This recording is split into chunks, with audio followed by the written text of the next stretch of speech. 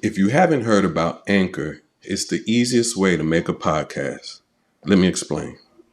First and foremost, it's free. Then there are creation tools that allow you to record and edit your podcast right from your phone or computer. Anchor will distribute your podcast for you so it can be heard on Spotify, Apple Podcasts, and many more. You can make money from your podcast with no minimum listenership. It's everything you need to make a podcast in one place. Download the free Anchor app or go to anchor.fm to get started. That's ANCHOR.FM. Anchor.fm to get started. You are now listening to the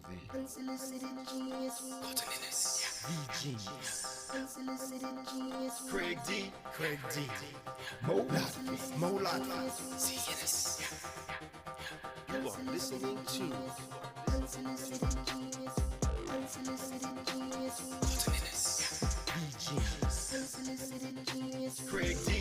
Craig D. Molat.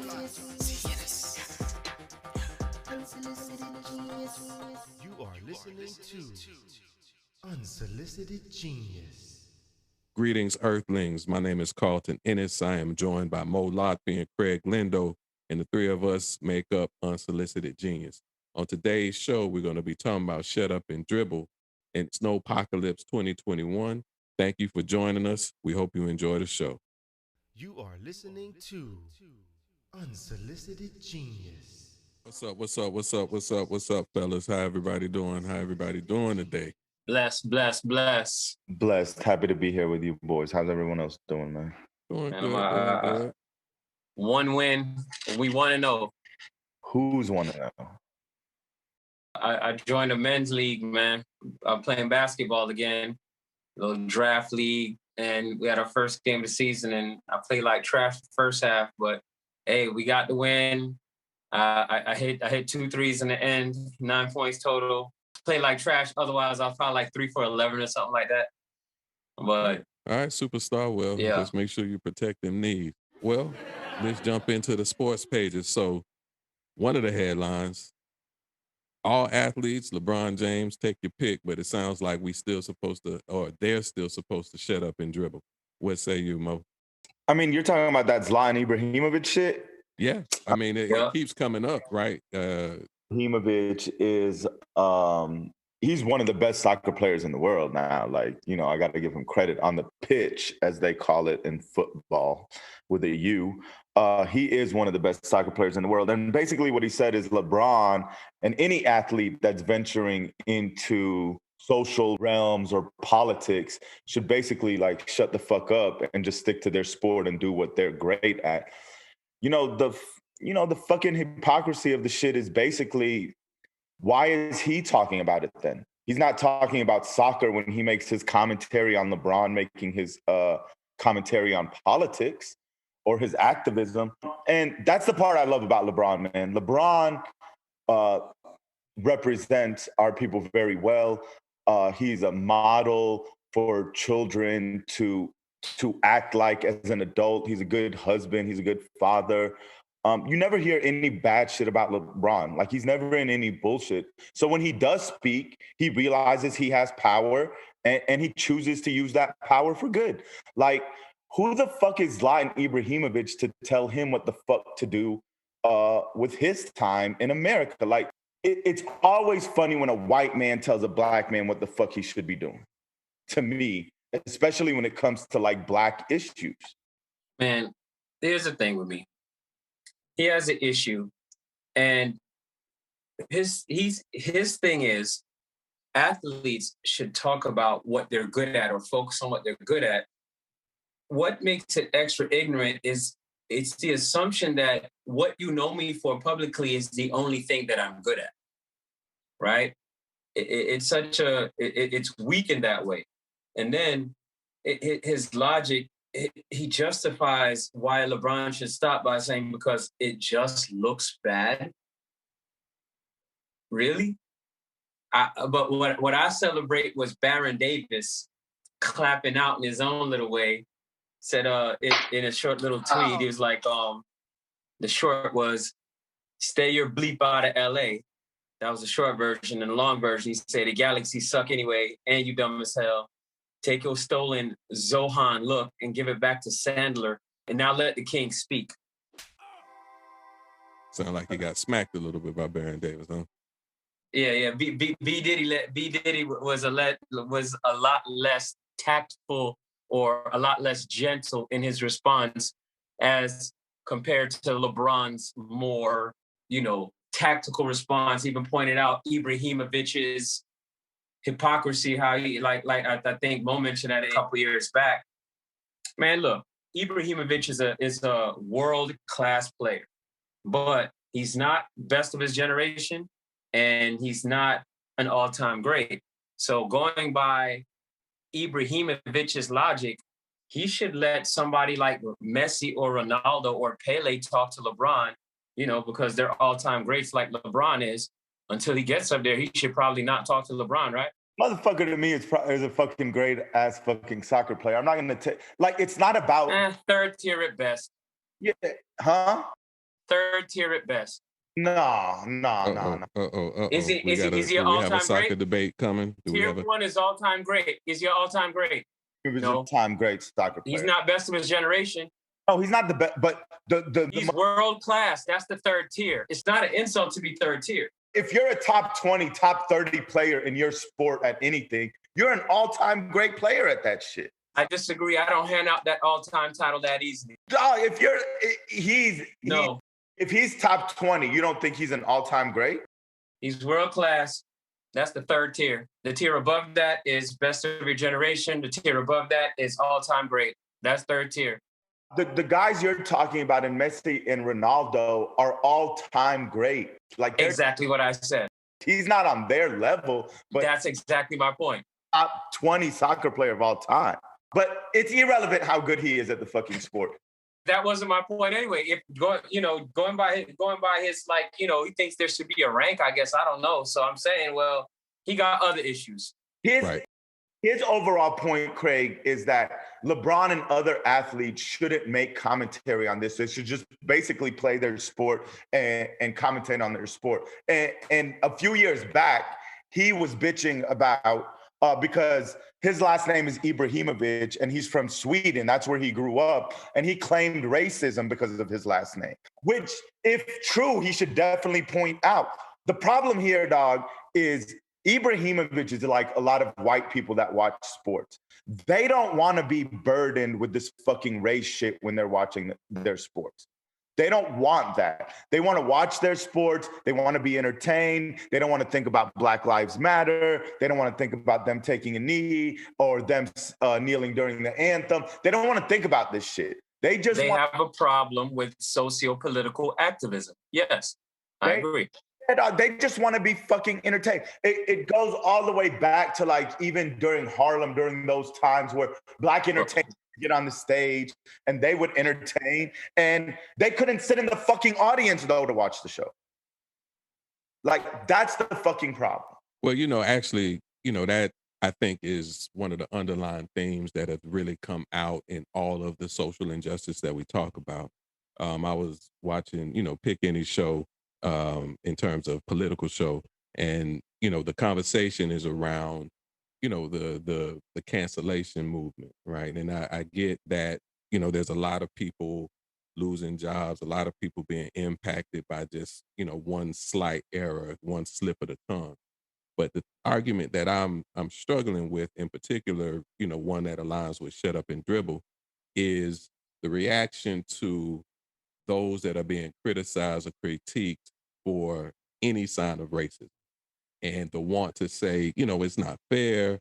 We didn't do this. We didn't do that. But, I have Black friends, all these things, right? And at the end of the day, for me, this country has been plagued by racism for centuries. And for a couple people to have to deal with the impact of that for a few weeks, the guy from The Bachelor, maybe he didn't deserve to be let go or step down or whatever he did.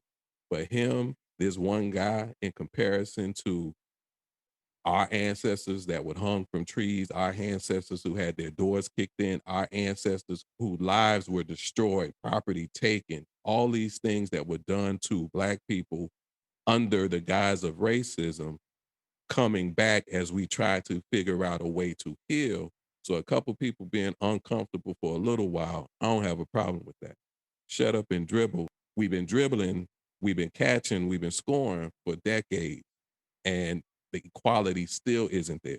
So at some point, rather than looking at LeBron, rather than looking at the quote unquote of the victim of the cancellation racism culture, talk to your people.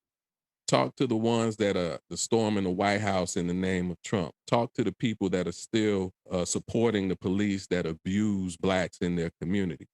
Talk to those people. If you want to stop the cancellation culture for a slip of the tongue related to racism, stop the racism. Talk to your people. Get them to act right. Do what's right for politics. Do what's right for the community. And we don't have to worry about somebody getting canceled. But Carlton, the problem is they don't want to confront that shit. Now, I was reading an article about Monticello. Monticello is Jefferson's home. It was built by slaves. He had hundreds of slaves on the fucking property. So when they give the tour, they mention slaves, and white people started getting upset and telling them, not all, of course, not all, but certain white people were like, why are you mentioning these slaves? They were like, because this actually happened here. They were like, you shouldn't mention that. It ruins the experience for us. It's fucking crazy. They don't want to be uncomfortable. And when it comes to our athletes, like, we are underrepresented in fucking politics, in Congress. Our athletes are the ones that have the platform. And when they choose to use that platform, we need to embrace them and protect them. So, like, fuck Zlatan for his comments, and definitely fuck the fucking Bachelor. So we're coming up on March Madness now. Last year, I felt real bad for the basketball players that due to COVID, they weren't able to compete in the tournament. So 2021 tournament is upon us. We are in March. How excited are you right now, Craig? I guess this is a great time for a confession. Uh-oh. I'm not excited for March Madness at all. Uh-oh. Talk about it. Nah, I mean, overall, look, I watch enough basketball or try to kind of keep up on conversation. I'd rather go play, man. That's my big issue. And I don't care. I really don't care. Like, if I'm being sincere, some years I care because there's some names that are buzzing and some teams that are interesting. This ain't one of them years. People expect me to watch a lot of basketball because I like playing it. Nah, I love playing it, capital L. I love watching it, lowercase L. I'm not that hyped about it. I think there's one undefeated team left, but I'm not really hyped about watching it at all, man. Well, I am. I don't watch college basketball during the year. You know, maybe I'll tune in on the Gators here and there, or I say during the year, during the season. But I get excited about March Madness. You know, it's random. The players are excited. The families, the fans, they're excited. You know, it's constant. You know, it's a bunch of games. It's a bunch of action. Who are you excited about this year? There is not a team. I, of course, cheer for the Gators all day long. But besides that, I just watch. You know, I watch for the excitement of the game being played. I'm with Craig, man. This is the least excited I've ever been about March Madness. Dog, I don't know what the fuck is going on with college basketball. I feel like this pandemic, there's no sport that's been hurt more than college. Dog, the fans in college basketball are critical.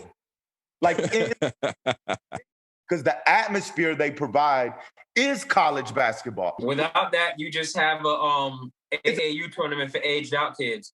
It's a high school gym. It's basically a high school gym with nobody in it, dog. Like, dog,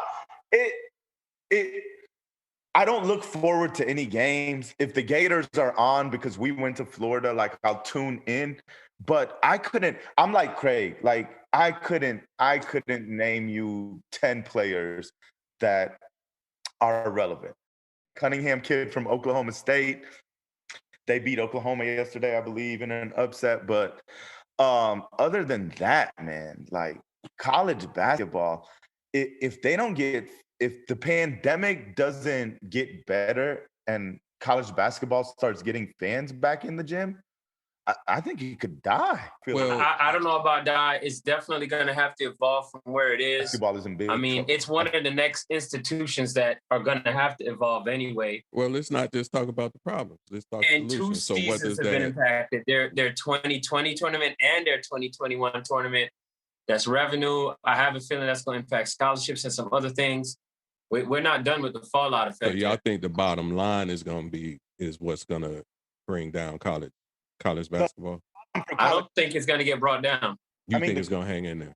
College basketball, unlike college football, man, is like the players. The players only have to stay for 1 year. In college football, they at least stay for 3 years. College basketball like lacks superstar players. So, dog, when you get a team like Duke with Zion and Barrett that's here, that's exciting. Like, we tuned in to watch that. Right. How often do you get that in college basketball anymore? The players just don't stay. And I mean, you know, I think the college model for the players is bullshit anyways. Like that whole shit. Yeah.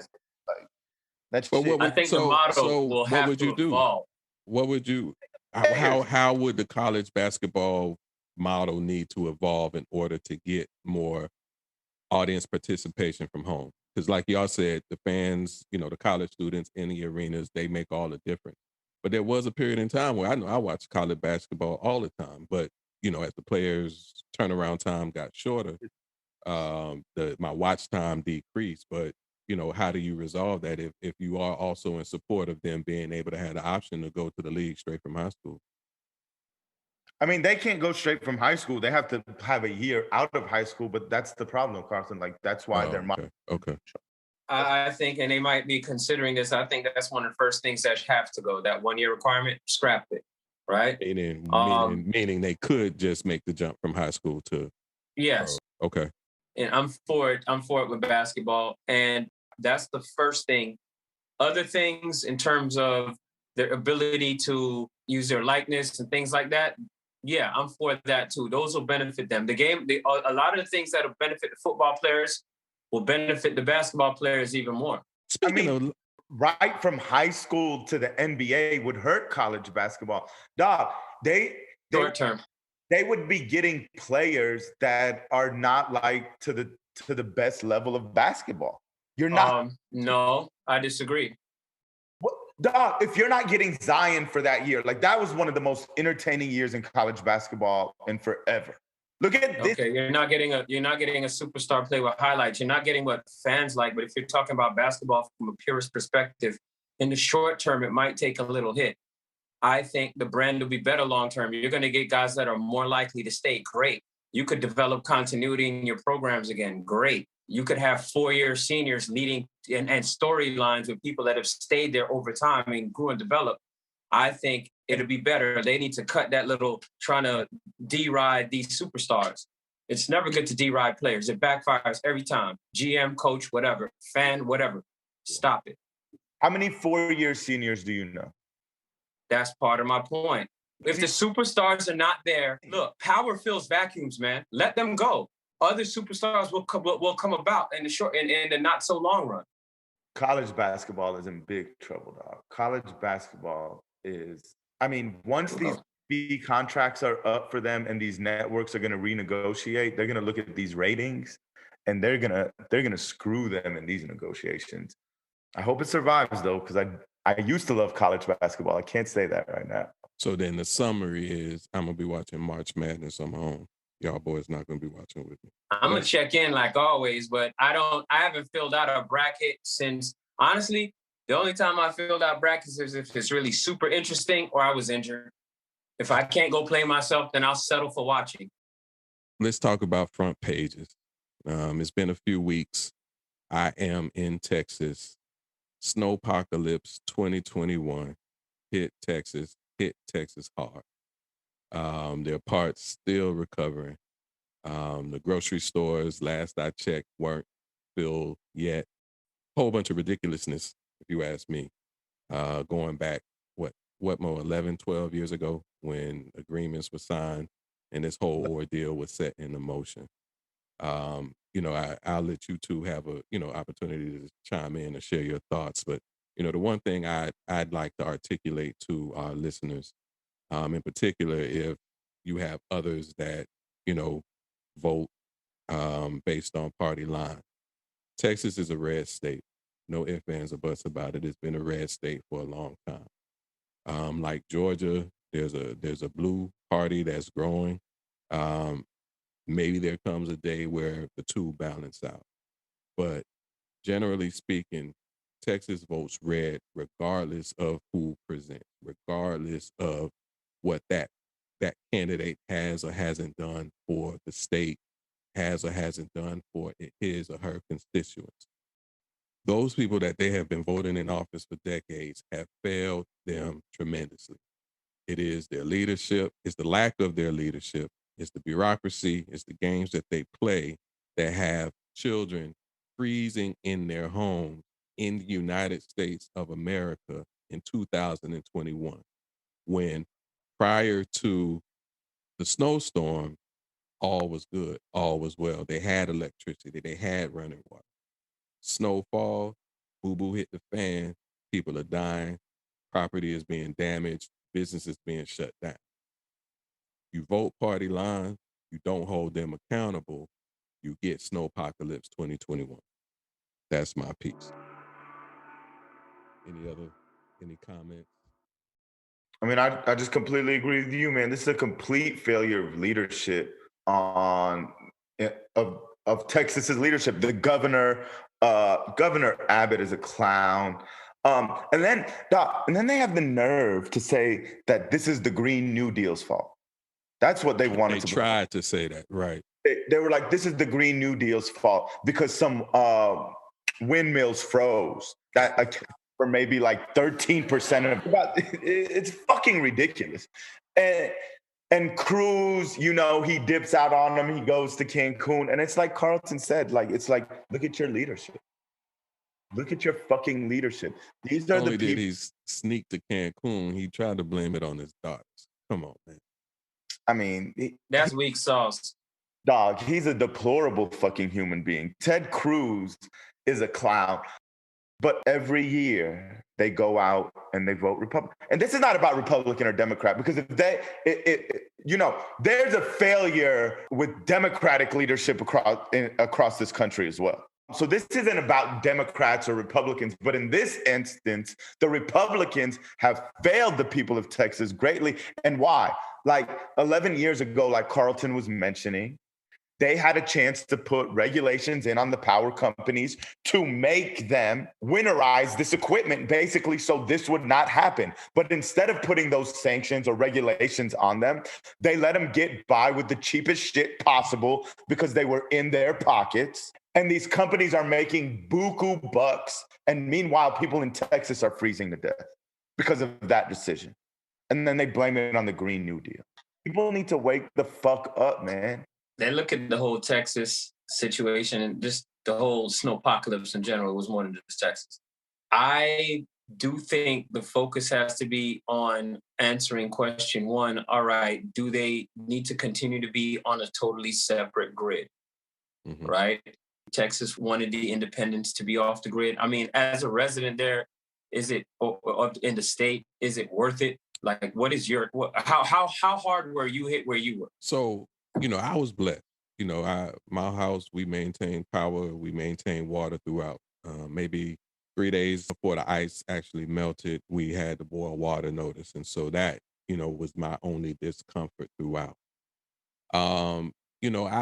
Not being from here, I've been just learning as I go along, and attaining electricity isn't the easiest thing. It does get a little complicated, but in terms of service, responsiveness, having options, maintaining my prices, all of that was good. And my assumption is that's what being separate from the rest of the United States is what allowed Texas to do some of these things related to its power and its electricity. So I think, to not have all the background, all the information as to what was actually inked in that deal 11 years ago, my guess is that it was done to save people a lot of money, if not make a few people a lot more money. So, what's with capitalistic society? So that at minimum, is one of the drivers. And so to answer your question, if this is what we're at risk for by being outside of the grid, then yes, we need to join the rest of the country. Because what happened, it was a lot of snow for us, but for Chicago, for New York, for any place else that snows, it wasn't nothing. Light work. It was nothing. So if that's what's going to happen when we get nothing, that's a problem. I can understand that. But you know what? As you mentioned the general political climate. One of the things I caught my eye was an article where the writer expressed some fear about Texas turning purple. Oh, do tell. Actually, I was going to ask, what are your thoughts on that idea, and in terms of probability and possibility? Well, anything is probable. Facts. And what I've seen in terms of efforts, kind of even been driven by a lot of, Austin is the blue spot in the red state. Austin, Houston, Dallas, maybe San Antonio. There is a lot of energy to shift the culture of the state, but there's so many pockets. The way the districts are zoned, there's that dynamic.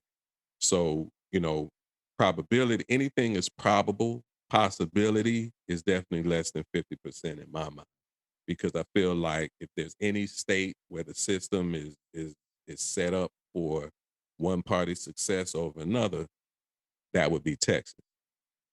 However, I would have said the same thing about Georgia, and here we are. So anything is probable, possible. I would err on the side of less than 50%. I'll take that. I mean, if this shit doesn't fucking do it for people, I don't know what the fuck will. We gotta fucking freeze to death before you... Doc, if you're fucking sitting there freezing and you still can't vote out Ted fucking Cruz and Governor fucking Abbott, like, don't be fucking crazy now. Like, this crazy shit. And that's what we'll see. I agree with you wholeheartedly. If not this, then what? And to that, I do not have an answer. Like, I agree with you too. I don't give a fuck about if they're on the grid with the rest of America or they choose to be on their own shit because they want to avoid the fucking feds. That's their fucking state making that choice. But what they need to have in place is a fucking plan that when it gets cold, people don't die in their homes. Like, that's something simple. And you know what really irks me is people in Texas, their leaders, their alleged leaders, mocked California for their power outages. They fucking mocked them for that shit. And now the same thing happens to their fucking state. And California is sending water and shit to fucking Texas. So if the state of Texas vehemently avoids federal regulation, when a disaster happens, how should the feds handle stepping in? And should they then? So I'll tell you. If you purposely turn your backhand and your middle finger nah, screw y'all, we don't want to rock with y'all, XYZ, da-da-da. And I'm not saying people shouldn't ever be denied aid or service if you are able to render aid or service. I'm just saying, if a state goes out of their way to be independent and deny federal regulation, help, assistance, cooperation, whatever, when disaster strikes, how should federal aid be handled with that state? So that's a good question, Craig. This is to my point about what I was saying about them mocking California. Like when California was in fucking need, because we're supposed to be the United States of America, right? Like these people talk about patriotism and shit. When California was in need, instead of saying, how can we help California? What can we do to assist California? They made fun of California because they wanted to take their cheap shots at the fucking Democrats and shit who fucking blew it for their state. So like Craig says, now they're in fucking need and they need federal assistance for something that they're doing to avoid federal regulation. But Craig, he should fucking assist Texas because it is the fucking United States and we should look out for people, not punish them because their fucking state is run by morons. So my thing, though, is, Craig, I give them the money, but like you said, you have to join the grid to get on federal regulation. We're not just going to give you the money for free. You have to get under federal guidelines so this shit doesn't fucking happen again in your state. They might secede again. They're not gonna Well, if that happens, make sure y'all come get me, man. Don't leave your boy hanging. I'm on the way home. All right. So another thing, sticking all these themes, right? The continuation of 2020 seems like with the pandemic, we are getting, there's starting to be some light-ish at the end of what has been a very long tunnel. Vaccines are getting out. There is another strain out there, so we're not sure what all of that entails, but people are getting vaccinated. The numbers are starting to come down in terms of hospitalizations, uh, probability rates. All these things are starting to look good. But the thing that is hella disturbing for me is what's happening to our Chinese American brothers and sisters. They are becoming the targets of violence because of the virus.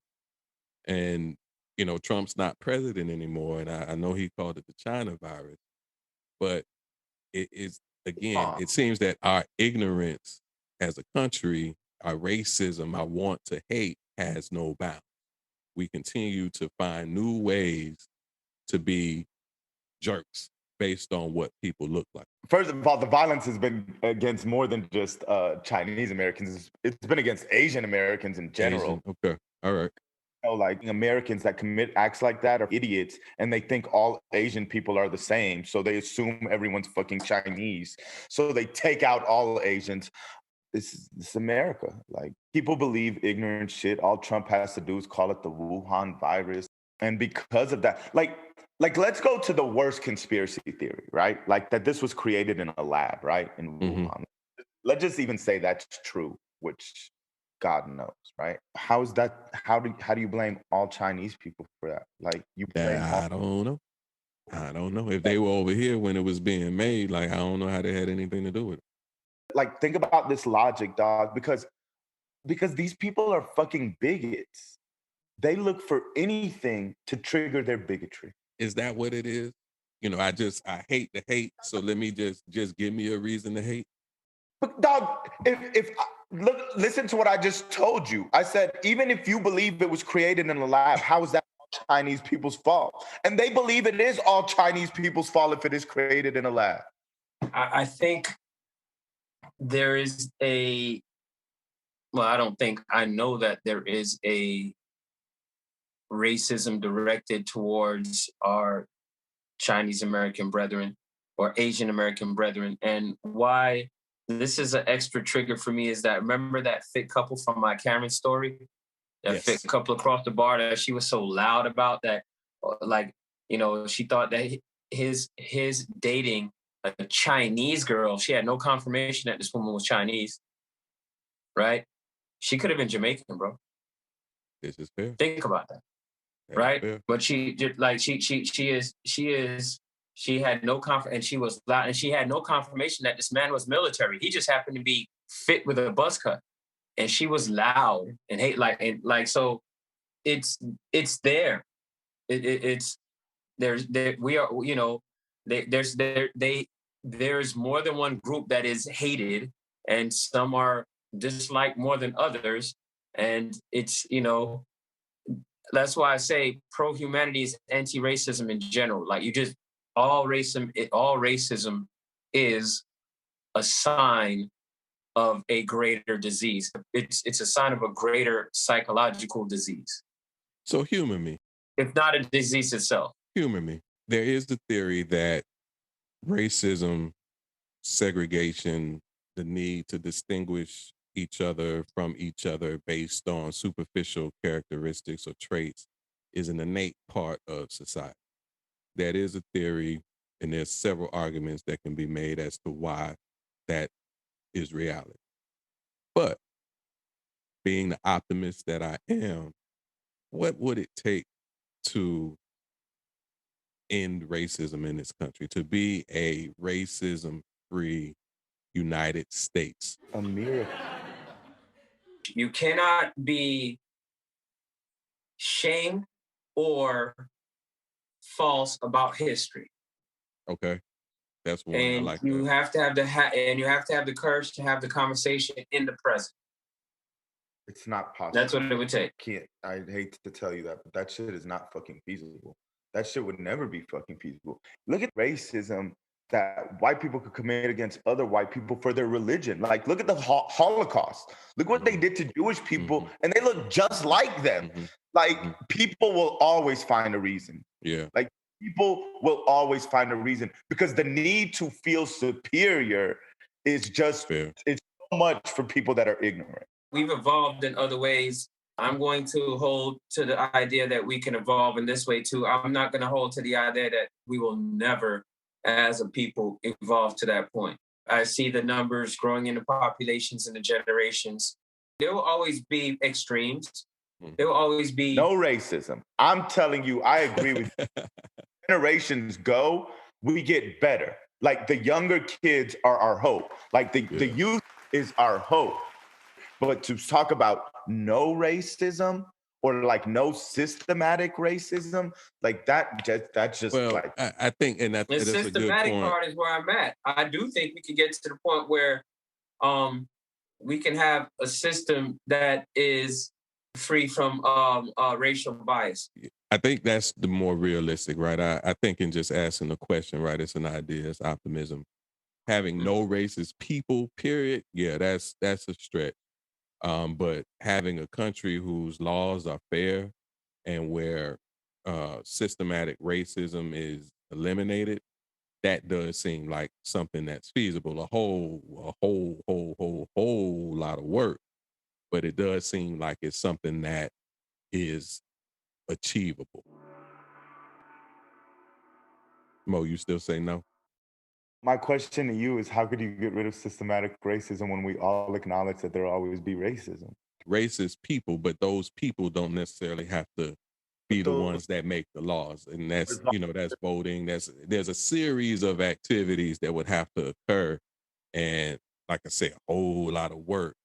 But the amount of energy that we saw the summer of 2020, if you funnel that energy into the development of policies, the undoing of bad policies, over the course of efforts year over year, you get change, I think. Doc, I'll give you 2 points. It is 2021. Yeah. I wouldn't believe that there would be someone that was voted in like Marjorie Taylor Greene, who's a fucking known racist, who's up there spewing her bullshit. And she's an elected official. Carlton, she's not like systematic racism. I'm just racist. Yeah. Boom. She's not like hiding. She's not a snake in the grass. She's just out there with it for you. That's point one. Slap you in the face. Point two for you. They're just beating any Asian. Assume they're all Chinese. Show you just how bigoted they are. And then and beating them, fighting them for what? Because they had something to do with it. That's the epitome of ignorance. For the Marjorie Greenes, you have the sisters that have made it into the Senate also, and Kamala Harris right there. So I mean, there's going to be people of various ilk that make it. We just have to, of various backgrounds, various whatever. We just have to, as a population, limit or eliminate racist mentality people that are still suffering from that. All right. Well, so, like I said, I'm optimistic. I'm an optimist, which, it don't always come true, but one could hope. But I agree with you, Mo. It does appear or seem like it would be mission impossible.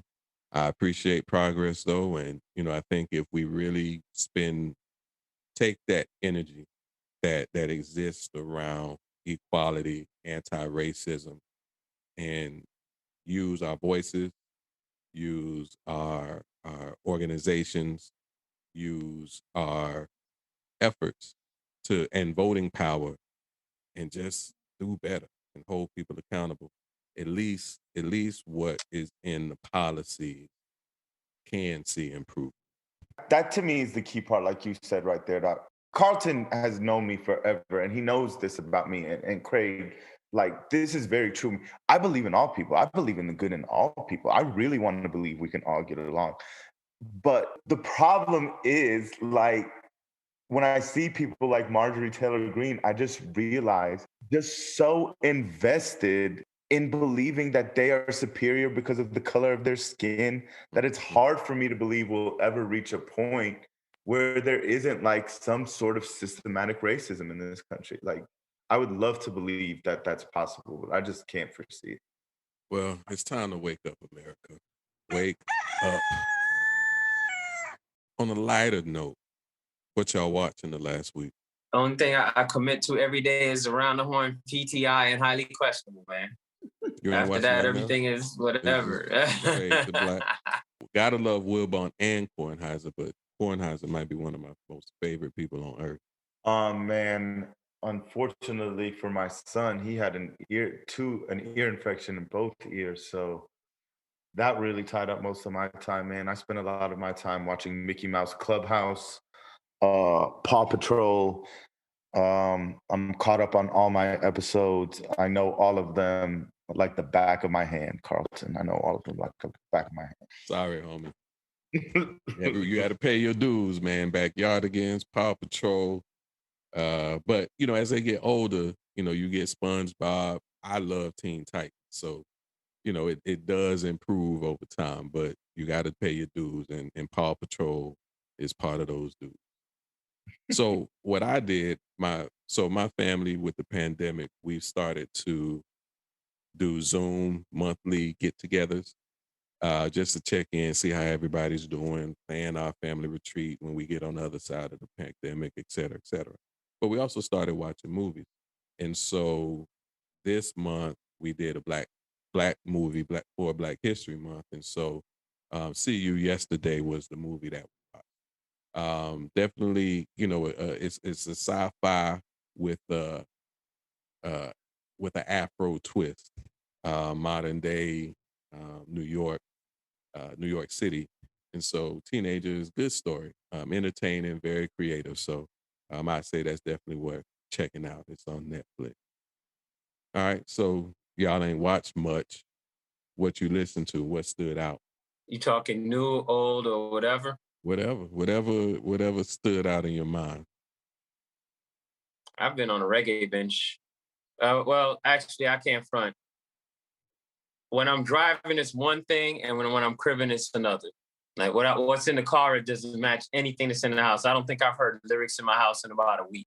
Whatever I'm playing in the house is instrumental. Whether there's a artist, I don't know if it's a group or individual. I stumbled into it. Piano :EL. So I guess it's Piano L. Great instrumental album, man. Like, and that's been soaking up the house. But when I'm in the car, I bounce between Holy Grail and the original No Ceilings on CD. All right. I respect it. Yeah, sometimes, man, I like, you know, play some jazz or something because I just need music with no words. Like, I don't want anybody infusing any thoughts, ideas in my brain. I just need to chill out for a little bit. But you know what I pulled out? Y'all remember Cool Breeze from the Dungeon Family Camp? Watch for the Hook. Man, that, you know, I remember people when that album came out, 1990 something, because they didn't have curse words and things like that they, you know, I feel like it got slept on.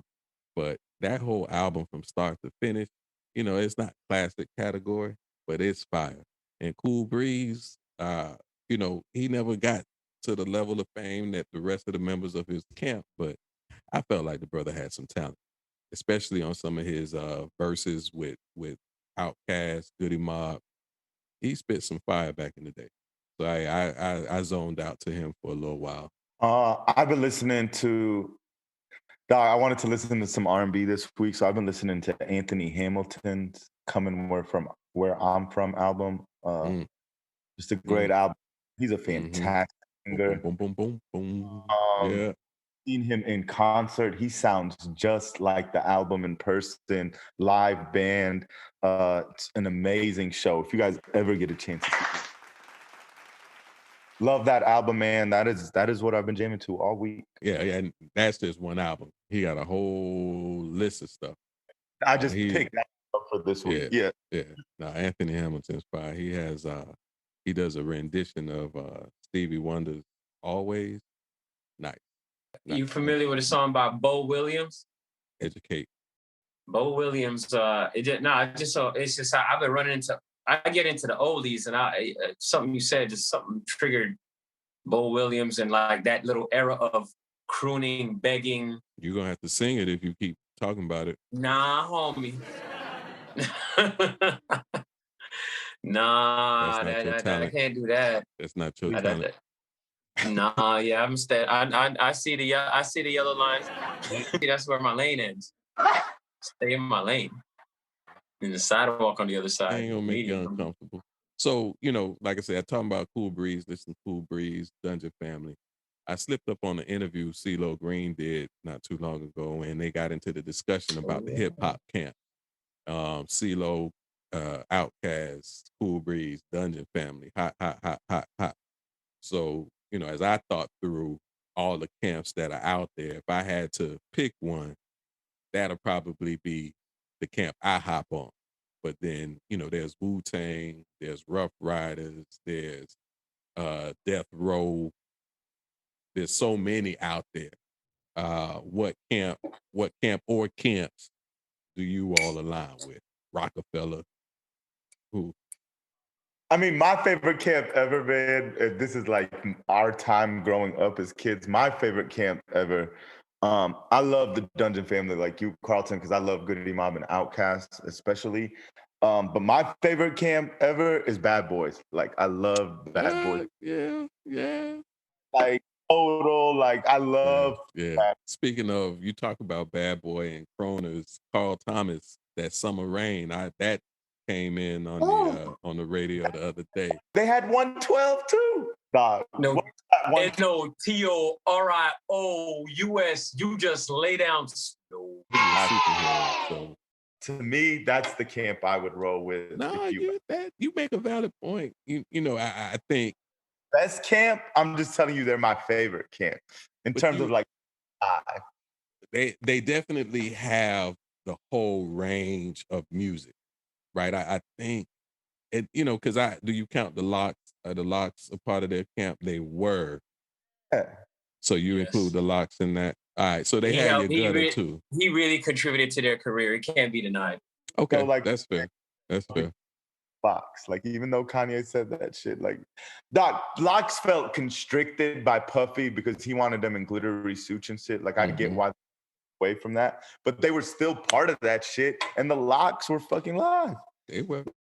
Money, Power, Respect by the Locks featuring DMX. All right, well, DMX had another camp, Rough Riders, so they didn't have the longevity as a camp as some of these others. But when the Rough Riders was hot, man, you talk about power, man. Swiss Beat, everything he did, hot. I mean, they're heavy hitters. They had a season. It's DMX and Eve. Those were their heavy hitters. Who? DMX, Eve, who was the other one? And Swiss. Yeah, but when they got together, as each person had their album, the team brought that heat because they made Drag On sound like he was a superstar. Yeah, but he was fucking trash. Yeah, that happened. I enjoy Drag On. I'm a cape for Drag On for a few seconds. I enjoyed Drag for a little bit. I was one of the people that after that down bottom verse, I was like, all right, when the album come out, I'm gonna get it, and I did get it. And I did rock it a little bit, but it did. I can't front like I didn't, jump on the Drag On vibe for a little bit. Who's your camp? The Poison Clan. Who are you picking? Ooh, you talking to me or Craig? Hey. Oh man, yo, you heard me over here banging. That was me with the Bad Boy. So you got Bad Boys too, Craig. I mean, when you said camp, I can't help but think Wu-Tang and Bad Boy, but it's with hip hop, it's camps by eras, right? Because for a minute that whole is it because who are today's camp? I would mention. I'm surprised you didn't mention Cash Money, Carlton. Those were your boys. I hadn't even thought. Oh man, hold on. Nah, they're not going to top. Offspring. They're not going to top. They had Offspring. I think you got to give them some credit for the Offspring. Can't dog. Young Money, and then Young Money had Young Money, Cash Money. Manny Fresh, they were a crucial fucking camp. They were. And BG, when you go back and you listen to BG today, street poet. Who? BG. Dog, they were so good they let Baby rap. And that shit was terrible. And they made him sound good. That's what I'm telling you. What was the song? What was the song he had with Manny Fresh? Killing it with the beats. Manny Fresh was fucking killing it. Dog. Yeah. What was the song? What song? There's camps today though. Manny Fresh and Baby. They had a song. Manny Fresh and Baby. I mean, they had a whole album. What are you talking Well, they had about? an album. Oh, I didn't get the album. Yeah. Them boys put work out. The big timers. The big timers. That's what. Yeah, you're right. You're right. I forgot about the big timers, man. I'm gonna have to go listen to that. That's gonna be my input for next week. Go get hype on some big timers. my Manny Fresh. Anybody about the West Coast? Death Row. Now, Yo, that Death Row had had Aftermath, Death Row, West Coast, all that. But right now they got TDE. TDE, you know, you talking yes, that's a today camp. Kendrick and all his crew. That's crucial. Yeah. Man, you know, from that camp, that Black Panther soundtrack, man, that's that. I don't know if people talk about it. I don't know. I can't say that it's man, some very hot artists in TDE, man. That album is fire. And what's my boy name? J Rock? Likes to. That's the win-win one, right? Likes to. Yeah. Yeah, man. Yo, there's still camps, and the internet just makes access to things differently. Certain things ain't changed, just the access points have. I mean, Rockefeller's camp is crucial too, Doc, because you got to remember Kanye's part of Rockefeller's. But Kanye has he has the good music camp. Because that Offspring, it's like Offspring, a coaching tree. So Offspring or Rockefeller. Okay, that's fair.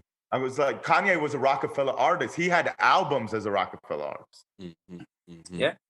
Where does Rockefeller rank then? Or are we not ranking them? But I think if you think about Jay-Z's success, who they put out, Bean. Do we separate Rockefeller from Roc Nation? Oh, I don't know.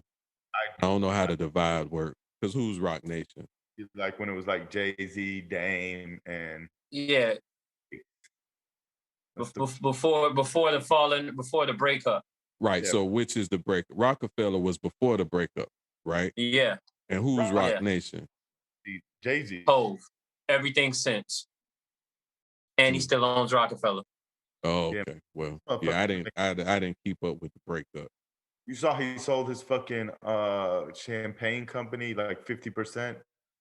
He got partnered up with Moet Chandon, I think. Well, we might need to fact check that. I might be saying the wrong company, but that's another big deal, man. Oh yeah. Look, it's legalized drug dealing. It's a vice that everybody knows it's a vice, but it's okay to sell. It's fantastic. Get you a liquor license. It's a great investment. Or start bottling distilling, like get in the game. Might start brewing some beer on that ass. All right, don't get sick. People fucking brewing moonshine in their bathtub tonight and shit. Nah, I could make what I want, meet my goals selling beer, brewing beer. meet you. Hold on. You said you can meet your goals brewing and selling beer? Yeah. You know how to brew beer? It's one of the things I've been experimenting with over the quarantine pandemic. I really only gave a legit shot at kombucha, but I been looking up and learning the beer part too for a while. Well, congratulations on developing a new skill. You got St. Patty's Day around the corner, man. I say you. Trust me, I ain't working on it actively, but it's one of those things I picked up. I'm just saying, bro, like, shoot. Get in the game, fellas. Get you a little lemonade stand and sell you some garage brewed beer. A beer and wine bar. Beer and wine somewhere good. For $1. All right, fellas. Well, before we say goodbye to our listeners, do we have any heroes that we want to acknowledge? I want to acknowledge my girl AOC, man. Man, she fucking can't stand Ted Cruz, right? And this motherfucker goes to Cancun while his fucking state is going through a horrific snowstorm. What is AOC doing? She's raising money. She raises $5 million for Texas. And AOC is, tell us who AOC is. Congresswoman Alexandria Ocasio-Cortez. She is just like, man, she's like, to me, I just believe she's one of the few politicians that I think is in it for the people and is on the ground handing out goods to the people. She's a fucking congresswoman from New York, the Bronx. But you know, like I was saying earlier about California and how they were mocking California. You know what she is? She's an American. She sees Americans in need, so she goes there and she helps. She can raise money, so she raises money. Meanwhile, Ted Cruz is doing everything he can to get out of Texas. And then he blames it, like Carlton said earlier, on his fucking daughters. Are the people of Texas paying attention? Who's looking out for them? Well, it's like anything else. You got to start with yourself, right? And so, in looking out for yourself here in Texas, I say we need to be looking at who you're voting for too. Who's your buffoon of the week? My buffoon of the week, man, like I told you, man, I don't give a fuck if they're Democrats or Republicans. My buffoon of the week is fucking Andrew Cuomo. Just embarrassing in New York. People were giving him all kinds of accolades. People were talking about him running fucking president. And then he makes a decision to send people back to nursing homes that have COVID. That decision backfires. The virus spreads in the nursing home. More people die than would have died without the decision.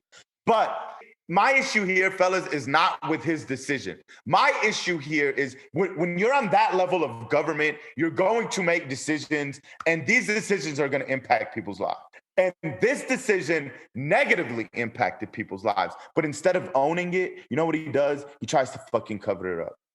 So instead of saying the deaths happened in the nursing homes, he ends up trying to say that these people died in hospitals. When the attorney general finds out, she says he's underestimated the number of nursing home deaths by 60%. And when confronted with this, what does he say? He says, who cares where they die? And I wish I was a reporter, fellas. My statement to him would be, you care. That's why you fudge the numbers. Why would you change the numbers if it wasn't a big deal? Because you know your decision was bad.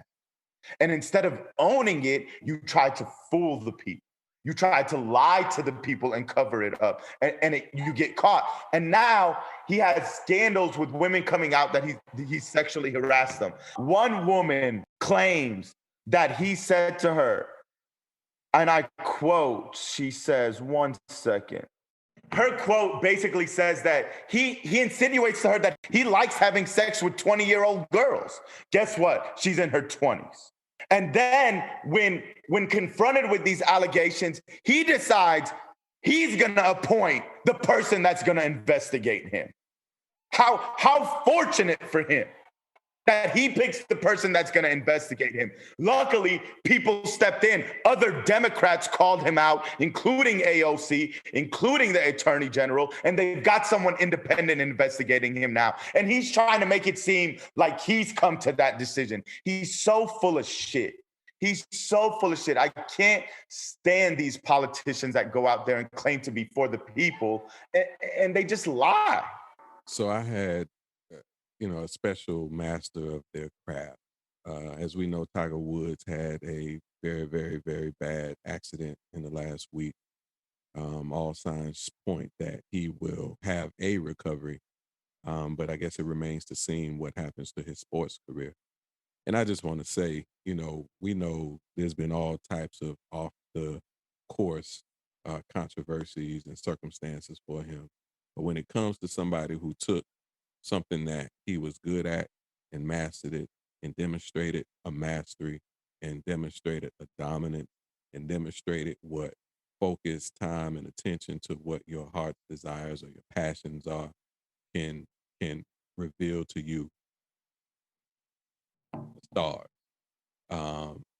Everybody won't necessarily achieve in their craft what Tiger Woods achieved in his, but if you're going to have a chance, look at Tiger's effort. Look at the type of focus that he put into what he was doing.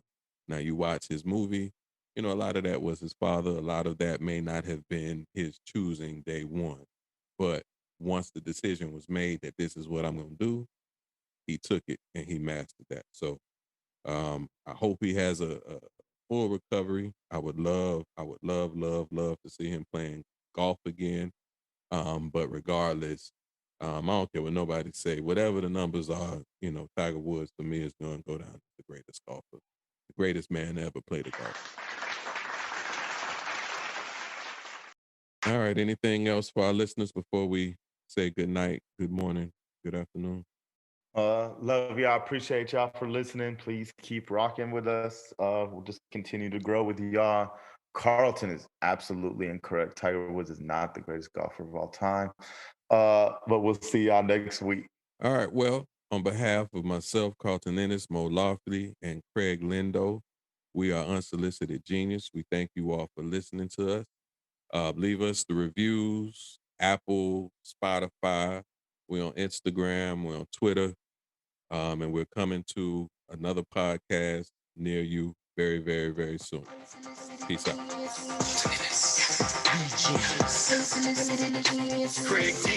Craig D. Mo Lofty. You are listening to Unsolicited Genius.